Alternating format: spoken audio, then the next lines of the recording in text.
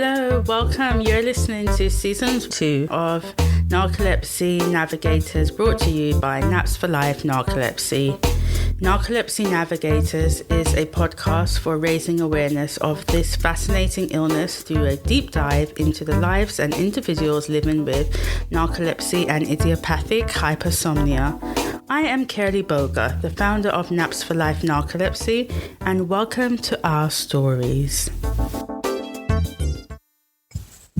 Hi everyone, welcome to Narcolepsy Navigators. Today we have Rachel Nesmith, also affectionately known as Sleepy American, and we will be talking about the topic music and advocacy. Yep. So, Rachel, how are you doing? I'm doing good, thank you. I'm doing pretty good. How are you doing today, Curly?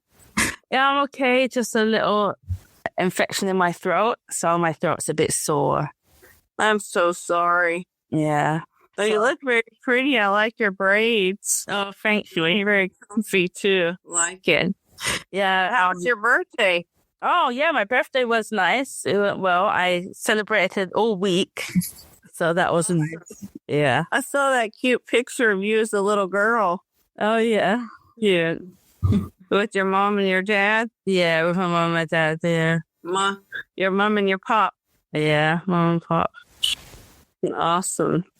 So, Rachel, I just saw your interview on...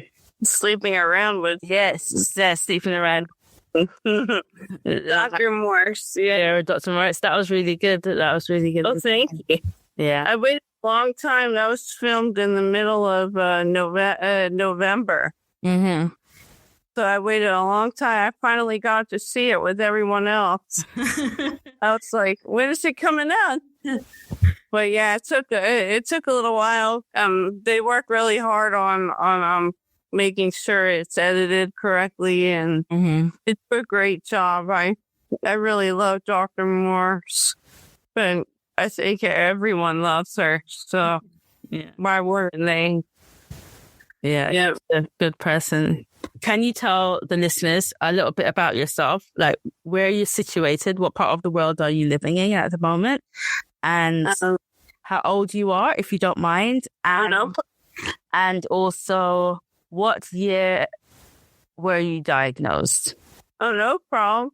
I've always lived in where I was born, Dallas, Texas, United States, and I graduated from high school from a small town called Duncanville, which is like just south of Dallas, and in 1999. So I am 43 years old.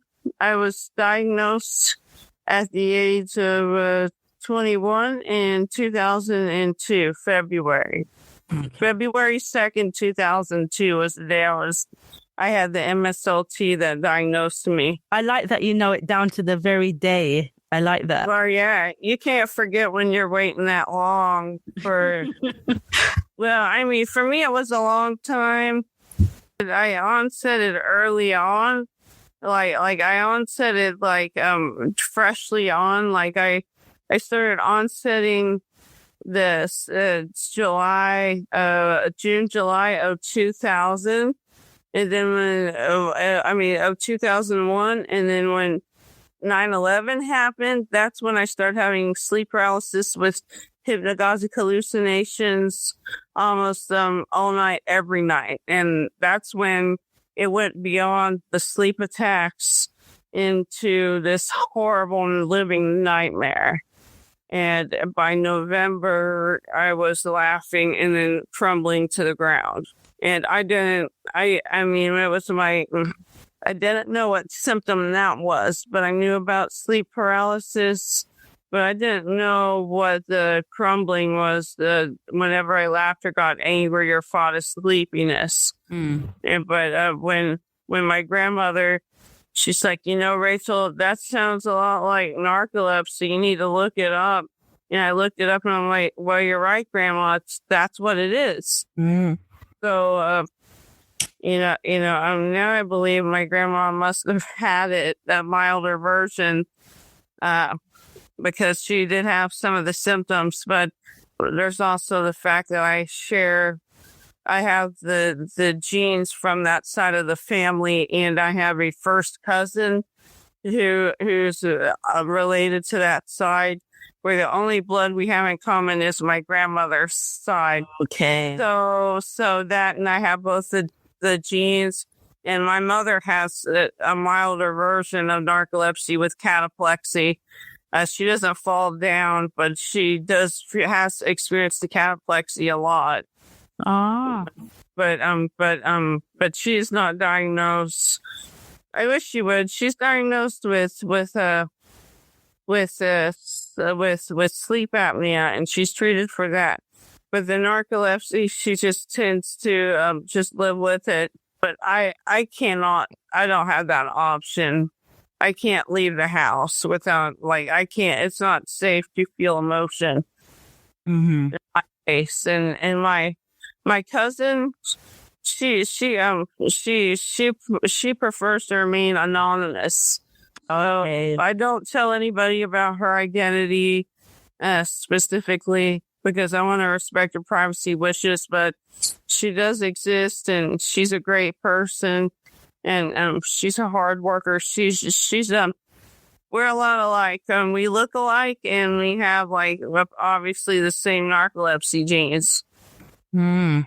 But it is a disabling condition, and it doesn't it can discriminate based on, like, your genetics, but in terms of, like, demographics, it doesn't matter. You can be any race or ethnicity and demographic and get narcolepsy. I do find that cool about narcolepsy, because, like, you and me, we're not from our ancestors are from different continents originally. Mm. Mine are from Ireland and Scotland and in UK. From where you're at, I have a lot of Irish. I was part of that genocide, the potato famine, and but yeah, it's I like that about it. But yeah, that's my story. That's so cool. It is interesting that, yes, I like what you said about your cousin. We have to respect different people's where they are at in their journey. Maybe in the future it changes for them, but some people, I don't think it will. Yeah, don't want to identify with it. No. Yeah. So She doesn't. It's something about medical. She doesn't mind that I'm public. yes. It's a pet peeve of hers Yeah. to openly talk about the medical. Yeah. But I'm like, well, that's the only way. I mean, I don't want to reveal any more about her, but yeah, she's actually older than me, and she onset after me. Was it because of your diagnosis that helped her get diagnosed? I'm sure it helped. Mm. I don't know specifically, because I want to respect her wishes, and I never want to jeopardize that trust. Yes, of course. So you are also a mother and a wife. Yeah. Yeah, here's my little girl. Her name's Savannah. Ah, Thank you. Yeah, she's very pretty. oh, thank you. She has she has autism and ADD. She's having a lot of trouble in school lately, and, like, in the past, trying to keep her meds like up at the right level. And a lot of times, but with narcolepsy, I have a lot of help from my mother and my mother-in-law and my extended family that really helped me. She has a great psychiatrist, Dr. Linda, who helps manage her meds. But it's with the narcolepsy, it makes it extra challenging, because I deal with a lot of discrimination, like from her teachers, and they think that I'm, for a long time they felt that I was just this drunk, negligent mother. Oh my gosh. but it was actually the narcolepsy. Yeah. And I could tell them this.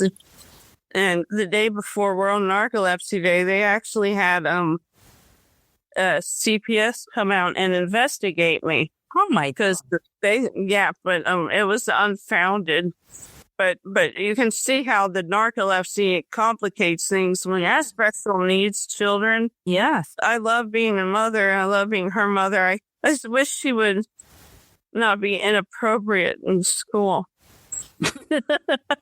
I really wish she wouldn't love to be a naughty girl. It makes them ask questions like, what are you doing to this child? But that's part of autism. Mm-hmm. Is they don't really have a filter very good. Yes, exactly. And they should know that as the teachers. They should, They really should. yeah, they should educate themselves about this. This special ed teacher is the one that likes to report me. Oh. Oh my goodness. You'd think that would be the one that's on your side. Yeah. I mean, the teacher herself doesn't have any children. Okay. And the special ed teacher has a baby or a 1-year-old. So, I mean, I don't know if they really understand autism that well. But yeah, that's what it's like being a mom. It's just, I can't understate how difficult it is to be a mother with narcolepsy. Then you add on those other variables. I mean, me and my sister and my nephew, we all have the high functioning autism with ADD.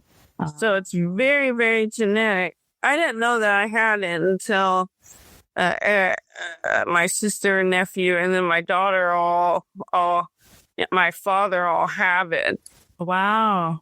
And so it's like that's what was wrong with me. That's why it was so hard that I had to study for hours and hours to get A's and B's. Yeah. But for me, I was afraid to do anything to disappoint my elders. So I was like different from my daughter in that I wanted to do everything perfectly. Yes. And I was hyper focused on, I would study for I would do like all-nighters trying to do my homework and study for a test because getting those grades were so important to me.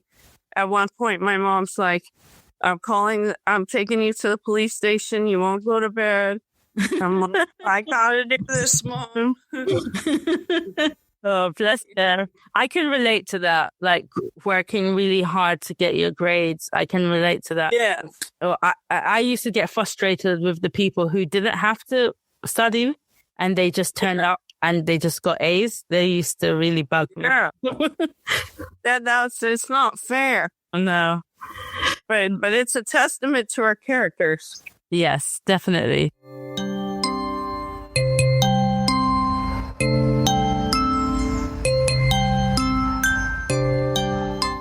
Does your daughter understand what narcolepsy is? Yes, she does. She does understand it pretty well. She's like interested. Like she's like, are you on the phone with your sleep doctor? Or she definitely understands the symptoms and the naps. She herself loves naps herself. Mm-hmm. She loves fluffy pillows and the animals, and she likes to take naps. So I'm raising her to be very, very knowledgeable that narcolepsy isn't a weakness; it's a character builder. Mm-hmm. And her mom isn't like a lazy, no good, do nothing loser on the couch. Mm-hmm. Probably a superhero fighting battles in my dreams. Yes. Yeah. Well, thank you. Yeah.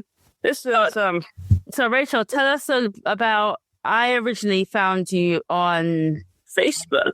Yeah, on Facebook, and then I heard about your songs, and I found you on Spotify, and then later we've been friends since we've been meeting on Naps for Life. Yes, exactly. That's how we first. We were friends before I did music. I may have been barely barely starting in music. Yeah. But and also was this Rising Voices of Narcolepsy? Yes. Yeah. And Julie. Yeah, and Julie Flyger. So what made you wanted to use music as your voice for advocacy? It's because I've always loved music, and the fact is that I have quite a story to tell, but it's a very complex story that has a lot more ups and downs, and like it's not just like a simple memoir. It would be more like Homer and the Odyssey. Yeah, there's a lot of things, like there's a head injury in there. There's some childhood abuse in there. There's then the narcolepsy is just like the creme de la crop on top. And then there's a lot of ups and downs with the narcolepsy. So you know about my crazy story on my journey on finding Dr. Morse and Mayo Clinic, which I won't go into specifically here that much because it's still kind of traumatic. Mm-hmm.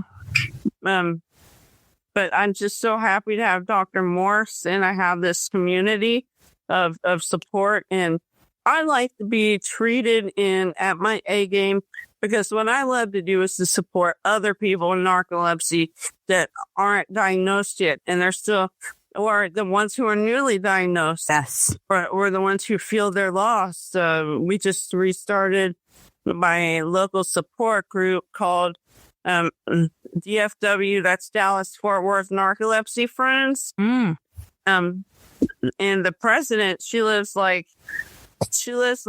not a mile away. She's very close. And we're both moms with narcolepsy. Oh, she has 3 adopted children. wow.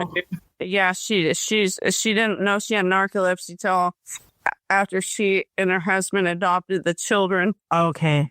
But it's just a testament to see how much character people with narcolepsy have.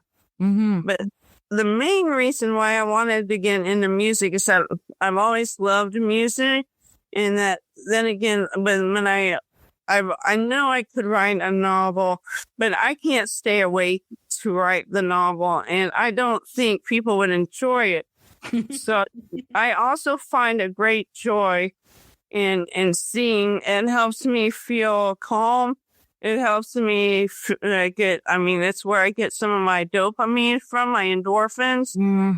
And it's called frisson, where you get this like it's one of your joys. And the main reason why I like singing is that the number one way to change to help put stigma to bed and change public perception of narcolepsy, of anything that is bad, stereotyped or misunderstood, is by changing the pop culture. And when you change the baseline perception of what it is, you have to have correct stereotypes and correct, I want to say portrayals and conceptions of what the disorder actually is. So when you say like, it's fairy tale napland, that's not going to cut it. You're going to have to describe, you're going to have to be explicit with your message, narcolepsy, with your lyrics, that it's not fairy tale napland, but like one of my lyrics is, paralyzed by dreams, I'm thirsty for sleep. Narcorect narcolepsy. One laugh and splat, and things like that really talk about the cataplexy, the sleep paralysis, the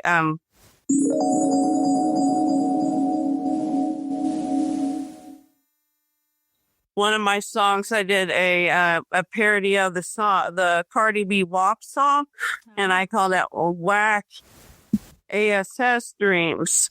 And the opening lyrics go, I'm a certified freak when it comes to sleep.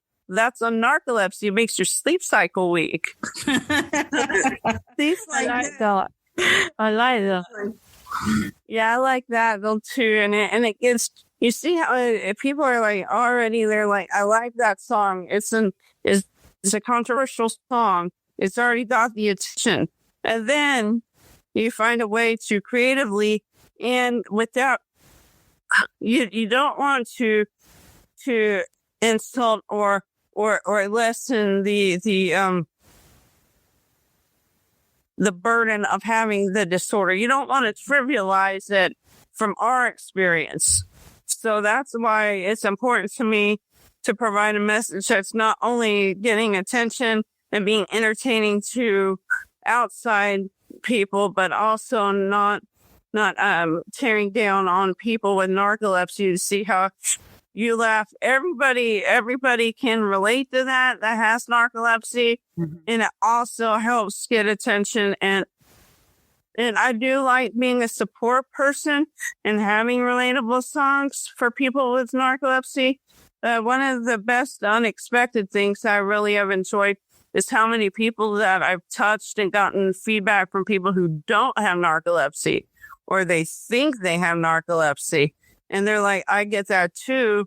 What is that? Or they'll be like, they're like, when you said that you could hear things, you could hear everything, but you couldn't say anything during like cataplexy or the sleep paralysis. Like I do a lot of songs about sleep paralysis and sleep paralysis demons and I like to do things like with Doja Cat when she did her whole My Demons thing. And I thought that was, she did want to bring the controversy in because that's what grabbed everybody's attention. But to me, one of the silver linings is that she brought awareness to sleep paralysis, whether or not she intended to do that or not. She did it. And I capitalize on that. I do, but I try to have fun with it. It's therapeutic. It's one of the only things that really kept me alive and wanting to hold on to life while I went on for the period of last, I say it was February 22nd of 2023 to the middle of June. I was greatly suffering. I was having like status cataplecticus multiple times a week. And that's because I wasn't on treatment and the unfortunate experience I had with my former doctor. But Dr. Moore, we had met on TikTok. Mm-hmm. And a year before she ever became my doctor. And we were both narcolepsy advocates. And we both were mothers. We've been married about the same time. And she was a sleep doctor and a strong advocate, and I was a sleep patient, mother and wife, and we became friends that way. And then what happened is that the unfortunate circumstance happened, and as she watched me suffer, and I really wanted her to be my doctor from the get-go, and I did tell her how I was going to the Mayo Clinic. And then we all found out, like heartbreakingly so, that they would only re-diagnose me. And it cost like $19,000. Oh my goodness. Yes. And that's like out of my parents' retirement fund. I had to get a special ASV machine because I have complex. I didn't know that I had treatment emergent central sleep apnea on top of the obstructive sleep apnea. Which for me, yeah, I was just about to ask you, explain to the listeners and myself what that means. I also have sleep apnea, but what's this extra? I have obstructive sleep apnea. What's this extra sleep apnea that you got?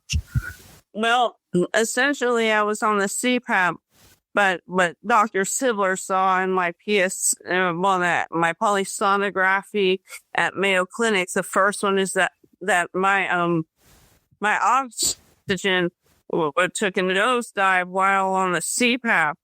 And essentially what happens when you have the central, the treatment emergent is that while the CPAP is is putting that positive airway pressure.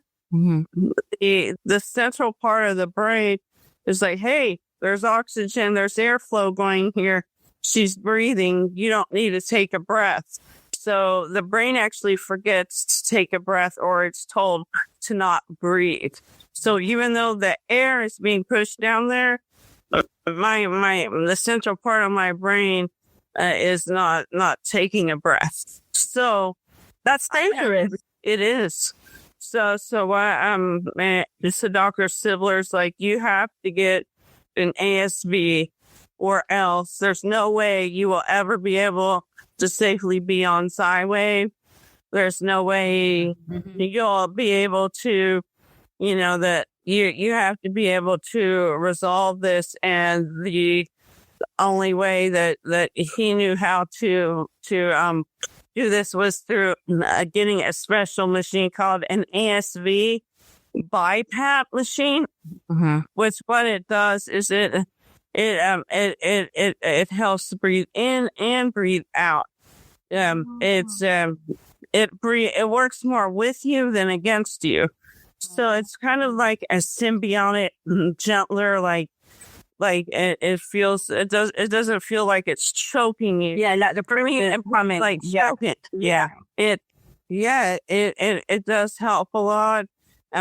Dr. Morse she's extremely knowledgeable. She just recently told me how there are prescription drugs that can really help with it, and Dr. Sibler didn't know about that. I didn't know about that. But just a testament to Dr. Morse is probably going to, if she's already known around the world, she's known. She's very active in Narcolepsy Ireland. Oh yeah, and all over. So I would say, all eyes, the world's eyes should be on Dr. Morse. I know mostly she doesn't treat adults. She mostly treats pediatric patients. But after she found out that Dr. Sibler and Mayo Clinic, that they would only diagnose on a consultative basis, and that my former doctor refused to take me back, and I also did not want to go back. So when she saw me, like, I messaged her and I was like, crying, and she's like, you know what? That's it. That's enough. Let's get you in here to my office. And I flew from Dallas. I went with my dad and I in the middle of June, and we went to, it's about a 4-hour flight to Scranton. Scranton is Scranton, Philadelphia. And there's, and it's like, in between, it's like a ways away from, it's about a couple hours drive away from Philadelphia. So, and my airport, the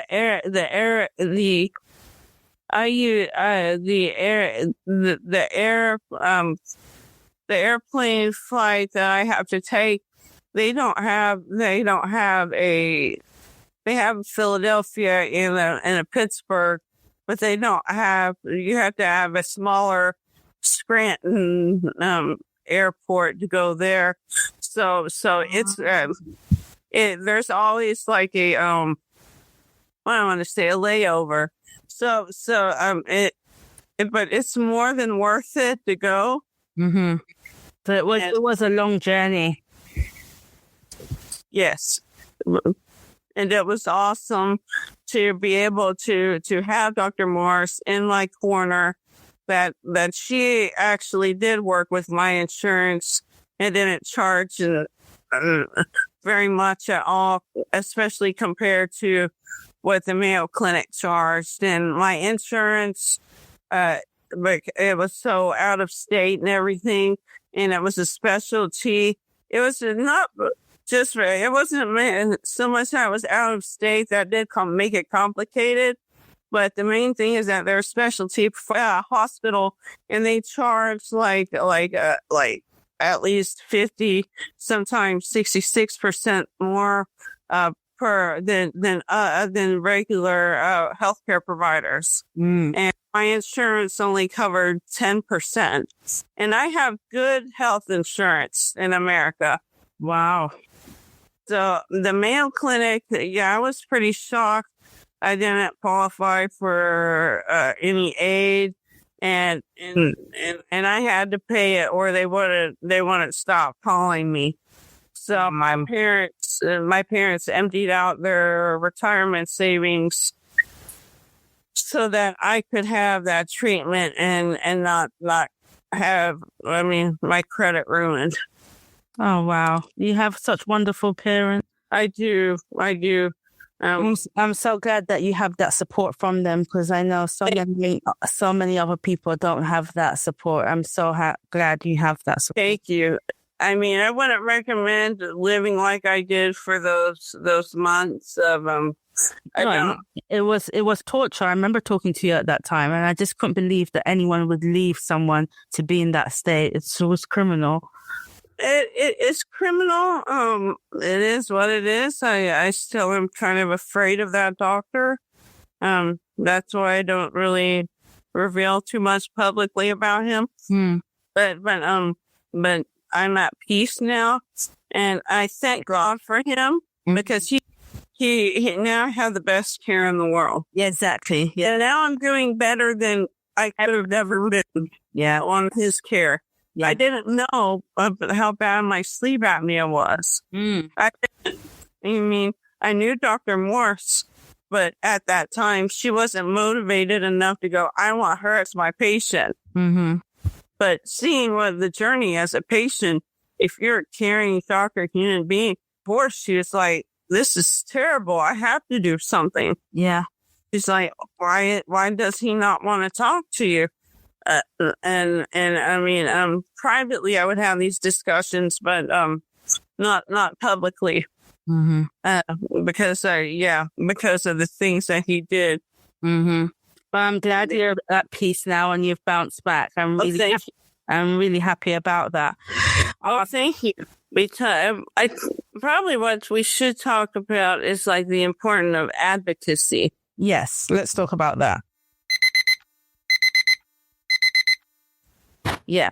And I think you and I both want to raise more awareness about the disorder, because of how many people that aren't diagnosed or don't know about the symptoms, or don't realize how undiagnosed the disorder is. Like in the United States alone, it's like 1 in 2,000 people are suspected to have narcolepsy, but only 25% are diagnosed. So that means, wow, like for every 2,000, there are 1,500 people with narcolepsy that don't even know they have it. That's really bad. Yeah, and people like let's say, you can see how the you see, like in with your insurance system, the doctors are the primary care physicians are motivated, and they are interested in not just treating, say like a virus or an infection or something that needs a surgery and then it's okay, or it's cholesterol. Only about 2% of all like medical school, like there's only like 2 hours of medical school training on sleep for doctors getting their pre-med. And in medical school, they only get about 2 hours on sleep, unless if they become specialists. But in order to get that interest, you have to educate medical students that why sleep is so cool, and that why it's underrepresented, and that there is a market, there's a profit motive there. Yes, because if you separate the profit motive from American healthcare, then there's no motivation, unfortunately. I know. Our healthcare system, needs a lot of our systems in America need to be redone. Yes. But especially for like someone like me, that in order to go to what once was a nonprofit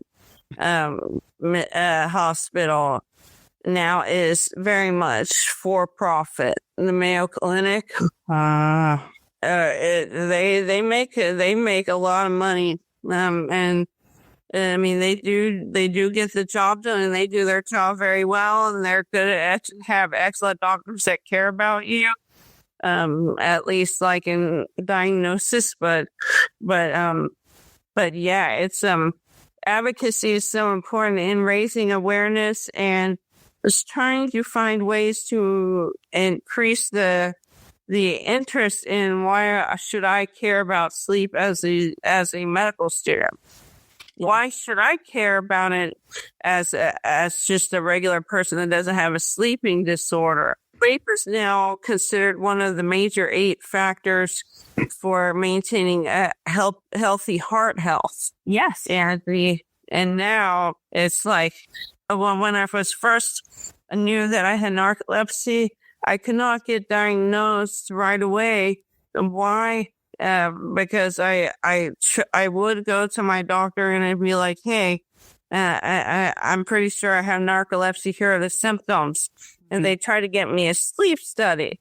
And then they'd be like, hey, your insurance completely excludes all sleeping disorders, which means that the insurance that I was on in 2001 on my mom's, they did not cover sleep conditions at all. And so they didn't think that was an important part of health. They said their sleep conditions were they were not medically necessary. Yeah. And I said there was cellular death in the brain, but that's not like medically significant. Wow. Because at that point, they knew Dr. Mignot's experiment or Dr. Mignot's findings had come out that he found the cause of it. And I was like, hey, there's cellular death in the brain. I know without a shadow of a doubt, I was a psychology major. So I knew the difference between reading something in the DSM and going, hey, I have that disorder, I think. I don't know. But no, it was more of like, oh my goodness, after my grandmother and going through everything, I know without a shadow of a doubt, it's narcolepsy, full tetrad, severe narcolepsy with cataplexy. And so I had to wait until I could be put onto my dad's health insurance as a college student. And trying to go to college, it was like my hardest semester of my life. It was like I was in experimental psychology. I was running my own experiment on the effect of different genres of music on memory. So I always had that deep interest in music and how it affected the brain. So during all that and having the automatic behaviors, like seeing all these scribbled notes, like what is like say like Britney Spears or something weird doing in my experimental psych notes, and it was it was that automatic behavior. And I would have this, I started having to tape with a voice cassette recorder all the lectures because my notes were all scribbled. Yes, I can relate to that. Yes. And when I say this to people, it just shows our age as well, because it's funny. They're like, what? Voice recorder? Yes, they did exist. It was a little tape and you pressed it. Yes. And you put it in front of the lecturer, and then you picked it up at the end of the lecture, and then you went home. And then you played it back, and then you could write your notes properly. Yes. You could try to write your notes properly, but usually for me, it would end up scribbled up. Yes, definitely. And that's part of why it took so long for me to study. Yeah. Keep my grades. Yeah, because if you have to keep rewriting the notes, yes, it's like you have to keep rereading the text because you've forgotten what you read. Right. Read half of it, you remembered half, and then you fell asleep. So then you have to read. It takes so much to put it into long-term memory. Yeah. And then, switch right, they told me I couldn't, like, after I was diagnosed, they're like, well, your cataplexy is so bad that you can't ethically become a psychologist or psychiatrist. Oh, no. Because of the cataplexy and being with them. I wanted to go into clinical psychology, which means I would work with like some oftentimes like potentially dangerous clients. And like any kind of fear or anything like that would send me into status cataplecticus. Mm-hmm. Even for the first several years while on medications, and I still haven't been able to drive since like 2003. I get really bad cataplexy just from finding a sleep attack, sleepiness. Yeah. So I never got to learn to drive because of I'm it. so sorry. Yeah. So they said I was a danger to myself and others. That's what they sent me. So then I wasn't allowed to. I got the same thing. It's like, and it is hard. I miss it. At least I got, it was a long time ago that I drove. But hey, at least sometimes I can ride a golf cart. Oh, yeah, guys. Or the go-kart or the shopping cart at the Walmart. Oh, you've tried the go-kart? A long time ago I did a go-kart. I could potentially do it now. I do a when I'm on my medication, I don't get the emotion severe cataplexy. It's a lot less severe, but when I'm like have the excessive sleepiness, or if I try to drive and I'm stopping at lights, that's where it gets it can be really, really serious. I used to do extreme teen camp, and they would have different activities like surfing and different things like that. And so I couldn't do those because I wasn't able to swim and stuff. But I decided one day that I was going to try the quad bike. Oh, yeah. I'm sure I can do that one. It's fine. And then as I was going round, I fell asleep for like half a second and drove it into a tree, and it fell, and it just missed me by inches. It fell next to me instead of on top of me. Yeah. It's so hard. People have no idea what it's like. They're like, a lot of times they're like, a long time ago they used to say, so you can just fall asleep anywhere like that. I'm like, it's not exactly like that. It's, I say narcolepsy, it doesn't make you weaker. It makes you stronger. Cause, I say narcolepsy, a lot of times people will assume that, well, you should just be able to tough it out. You should be able to make yourself be awake. And I'm like, no, narcolepsy is more like, let's say you're driving your car around and the transmission blows out. And unlike a car, we can't get the transmission part of our sleep center of our brain where the hypocretins are in the lateral hypothalamus. We can't get an overhaul and replace that engine or repair it. So instead of getting that repair, as patients, I'm like, imagine like being told that you can't get a new car, you can't replace the engine, you can't repair it. So you're expected by society to keep on pushing your car uphill by yourself with your own legs, and you have to push up the hill over and over again. And if you are not doing it fast enough or well enough, then that's when society's like, well, you're just being lazy. That's such a good analogy. Such a good analogy. That's how I do it I try to do it in lyrics. That's how I try to do it in real life. I call them like transformative analogies because they allow you a more realistic picture of what it's like. Like, as you say. And Rachel, this is the sort of stuff that I wish we were seeing in movies. This is the representation that they should be getting. And this is also one of the reasons why I really want to do the podcast, to get everybody's story different stories out there. Maybe someone in Hollywood will listen to these different stories and think, actually, next time I want to depict narcolepsy in a film, let me get in contact with someone who has narcolepsy. Let me talk to them. Let them tell their story the way that it's meant to be depicted on screen, not something that we've made up in our heads that we think it should be. Exactly. We think that it is like, because you wouldn't do that for anything else. Oh, yeah.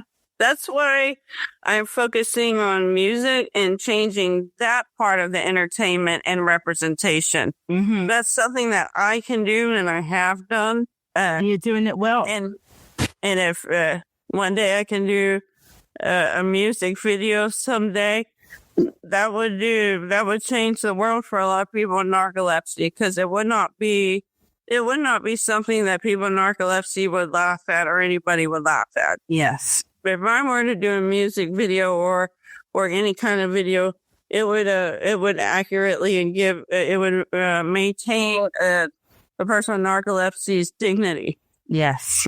And that's why I say, like, in my superhero character, Sleepy American, my superpower isn't sleep. It's I call it my empather, which is like a lightning bolt. That's what this lightning bolt is about. Oh, yeah. It's like I am able to touch someone and temporarily have them experience what I experience or what someone else experiences so that they can empathize. That's why I say it's empathy, or more of a empathizes, that noun, that action verb of how you transfer one's experience to another, empathize, making them empathize. And that's what my superpower is as a superhero. But in real life, it's the analogies that I use, the lyrics that I use. Mm-hmm. And I do feel that does make a difference, especially with my other music friends that will probably go, hey, I've been diagnosed with narcolepsy too. That's a really good description. Or the other people with narcolepsy, it's like, I don't feel alone anymore.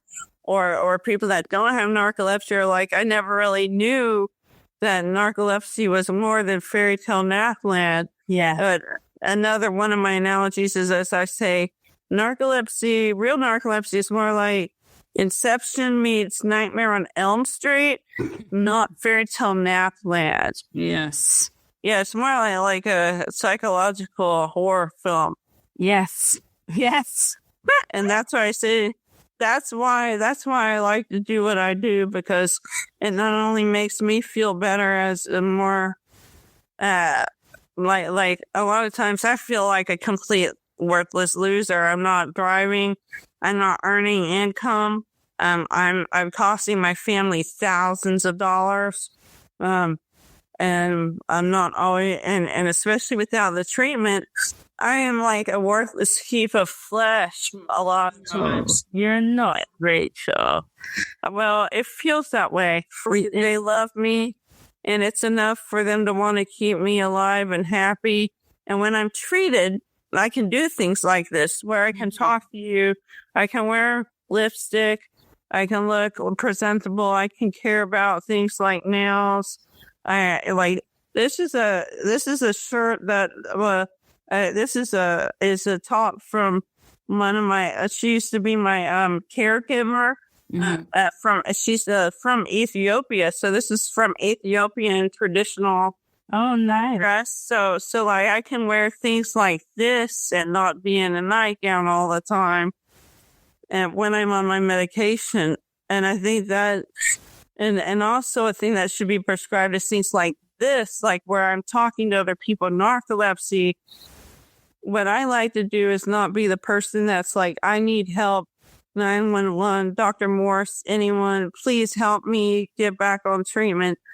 I like to be here where I'm on treatment and I'm okay, so that I can help other people that don't have it or feel lost. Yes. This is where I like to be with the narcolepsy, is that because I'm more useful to the world as a support than as a helpless patient.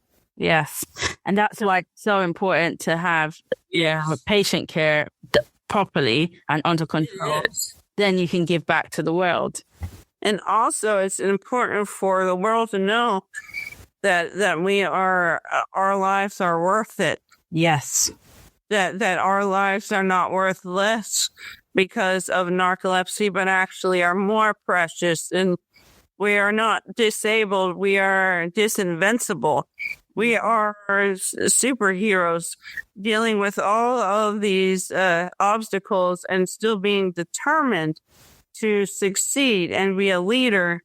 That's admirable, not something to look down upon. Yeah. You've said it so well. That's so true. Thank you. I really appreciate you and look up to you, Curly. You do a great job. Oh, thank you. Everything you do, and you're a great daughter and sister and friend, and I feel like that's where my heritage is from, across the pond. That's where all my relatives came from. Yeah, there's a lot of Scottish, Irish, and some British and Welsh in there. Little bit of French, but the reason why I chose Sleepy American is because I wanted to be that superhero, and I had been your Sleepy Avon lady for a long time. Oh, you did Avon as well. You did? Yeah, I was the Avon lady. That was your Sleepy Avon lady, and I said it was like 2007. I won like the Albie Award. Oh, wow. Yeah, but you see, what happened was that my ex-husband decided in 2009, he just like 2 weeks from eviction, he abandoned me. Oh my God. So and I couldn't drive, so I could no longer be an Avon lady. So that night when he just dropped it on me suddenly, I thought we were okay. But apparently he had been planning this to throw me under the bus for months and months. Oh my God. When he did that, I was like crushed, and I went on Twitter and I was like, hey, I announced my divorce. And that's when I decided to change my username to Sleepy American because I knew I couldn't be Sleepy Avon lady anymore. So the Sleepy, what American isn't sleepy? With how much they our work ethic, it's like work until you're like dead, tired, sometimes literally dead. But it that's how the Sleepy American came into existence, and I've always like sleepy is just part of me, but it's a big part. It's a big part of just where I got to now. I think this is a cool toy that I got in Vegas that I like because it really shows what cataplexy is like. Oh yes, that's so cool. Like that partial, first you're up, then you're down. But it's from I like to go to interactive art exhibits. This is from the one in Las Vegas. The Meow Wolf, or this one was at the Mega Mart in Las Vegas. So I like to do things like interactive art exhibits. They're kind of trippy. Sometimes they just my daughter likes to go to those type things, and they're kind of like your dream world sometimes. But yeah, I like things like that because those analogies, because it shows you real quick what cataplexy is like, what it looks like. Also, like the puppets of cutting the strings. Yes, and then as they fall, yeah. But also, the pomegranate story where my dad was like, I was in status cataplecticus, and my dad's like, hey, Rachel, I don't think you can hear me, but if you can, the secret word is pomegranate. And 30 minutes later, Dad, the secret word is forbidden food. And I cataplexy again. And I just like that story because it demonstrates that I really can hear. Yeah, anything, yes. Absolutely. And that's my favorite story. And the first time I told it was at the 2006 Narcolepsy Network conference in my hometown of Dallas. And this is my first experience of ever meeting anyone in person with narcolepsy. But this is like an improv session. And it was just crazy because I saw like 20 people with narcolepsy having cataplexy with 20 other narcoleptics trying to hold them up. Oh my gosh. Wow. My first experience ever telling that story, like in person. Wow. That must have been quite a memory. Oh, it was. I mean, I didn't go back to the Narcolepsy Network conference until 2011 in Las Vegas. Mm. But when I did, a lot of the leadership was like, "Oh, you're the pomegranate girl. Look, it's the pomegranate girl."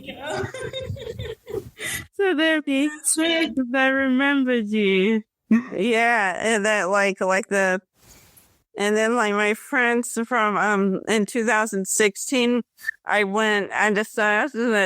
dressed up in full costume as Sleepy American Hero. Oh, cool. And my friends from the African Narcolepsy Society, Mm-hmm. or they're like, "Oh, look, you Sleepy American." They're like in the global community, the international community is like, there's the Sleepy American, and my music friends just call me Sleepy. but yeah, I think it's, I really, really, really think it's great what you're doing. You have a great podcast, and you have a great work ethic, and you're working very hard on raising awareness, and you are making a huge difference in lives. Thank you, darling. And giving people, like giving me a platform to share with you and raise awareness, and that's so important. Yeah. I want that little girl or little boy in some village far away to eventually hear our stories and think, "Oh my God, I relate to that." Yeah. Hopefully they'll be like, "I think that's what I have." Yeah. And they won't have to suffer as long. Or if they do have it, they're like, "Well, maybe I can be a superhero too." Exactly. Yeah. And you are. Yeah, I mean, a lot of times I think you and I both, we all fight that feeling of worthlessness, and I don't think it's addressed enough. Yes. No, you're right. That's why I keep pushing myself, because if I'm not achieving, I feel worthless. Right. So I have to keep doing stuff. And when I started Naps for Life, I felt like it was like God calling me to do something. Like it was, it happened through the pandemic, and everyone was in, and they wanted to check on everyone to see how they were. That's how it started with Narcolepsy UK, and then when they stopped doing it, and I met Iris, and she was like, "We can start our own one," and I was like, "Yeah, I don't think this is possible." She's like, "Yes," and then when we did, I just said yes. And we met so many people from so many walks of life, and it really helped me, and it was like therapy for me. It helps me. Yeah, and like, even though you and I are across the pond, I mean, you're not the only person in the UK that's a good friend of mine. I also have a musician producer friend, and he's over in the UK, and he's also a big support. So like, we can be on different continents, but we can be like right there in the room with each other. Yes. And that's very important. And one day we will meet. Yes, one day we will meet. One day I will be able to go see my homeland. Yes. I really would love to go to a pub in Dublin and go see Stonehenge. Oh, yeah. Oh, yeah, yeah. And it'd be nice if I could meet William and Catherine. That would be great. So, Rachel, if you could press a red button and by pressing the red button, narcolepsy would go away, would you press it, and why? I don't think I would press it because it's my canon event. It's my identity now. Mm-hmm. And I don't think I would be nearly as humble as a person or as strong of an advocate or leader without it. And if it wasn't meant to be, then if God didn't think I was strong enough to handle it, it wouldn't have happened. And to think of the lives that I can touch, and I'm often reminded of in the Bible where the blind man was the one who could really see who Jesus was, mm-hmm. and essentially all of the naysayers were saying, well, why is he blind? Why is he disabled? Is it something that he did, or did he sin, or his parents sin? Mm-hmm. And Jesus' response was like, no, people have impairments and disabilities because to help demonstrate how much I love, like the love that God has for people, all people, mm-hmm. and the humility and the inner goodness that is actually a sign of love from God, not a curse or a damnation. Yes. Amen. And I think it's important to know that it shouldn't be stigmatized, but more like you're essentially using all of your workers to prop you up. I mean, you at least owe them the thanks for that. But when your workers themselves have to be on public benefits because you're paying them minimum wage, then that doesn't seem right. Mm-hmm. I've been on the absolute worst insurance, and I've been on better insurance. I just want everybody to know you're not alone, and I would appreciate if everyone would check out my music. I'm on Sleepy American is my username, and also the Nap Cape on Instagram. My website where all my links are is the linktree .com/Rachel Nesmith, and that has all of my links and all of my podcast episodes. And I just want everybody to know how everybody is a superhero in their own right, especially if you're also a sleepy peep. Or sleepy, that's what I call it, calling on my sleepy peeps. That's what I just think you're doing a great job, Curly, and I love you.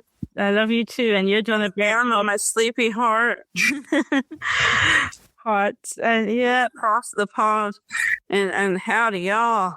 I'm from Texas. Where the British really like Texans, so and we like the British. Yeah. And Aussies too. Y'all are awesome.